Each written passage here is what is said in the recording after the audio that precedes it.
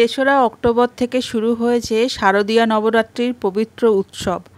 সারা দেশে ধুমধাম করে পালিত হচ্ছে পবিত্র নবরাত্রি। আগামী 7ই অক্টোবর নবরাত্রির পঞ্চম দিন।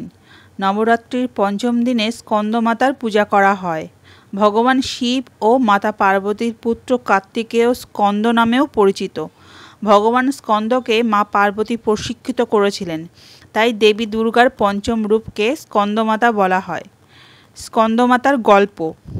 একটি কিংবদন্তি অনুসারে কথিত আছে যে তারকাসুর নামে এক অসুর ছিল, যার শেষ সম্ভব হয়েছিল একমাত্র শিবের পুত্রের হাতেই।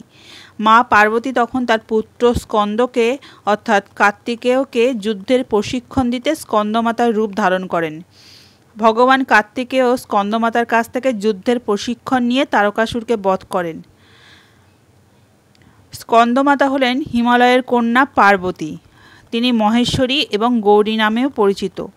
পর্বতরাজ হিমালয়ের কন্যা হওয়ায় তাকে পার্বতী বলা হয়। এছাড়াও মহাদেবের স্ত্রী হওয়ার কারণে তাকে মহেশ্বরী নাম দেওয়া হয়েছিল এবং তার ফর্সা গায়ের কারণে তাকে গৌরী বলা হয়। মা তার ছেলেকে খুব ভালোবাসে, এই কারণেই একজন মা তার ছেলের নাম ধরে ডাকতে পছন্দ করেন। বিশ্বাস করা হয় যে ভক্তরা যখন মা স্কন্দমাতার গল্প পাঠ করেন বা শোনেন, মা তখন সন্তানের সুখ ও সমৃদ্ধির বর দেন।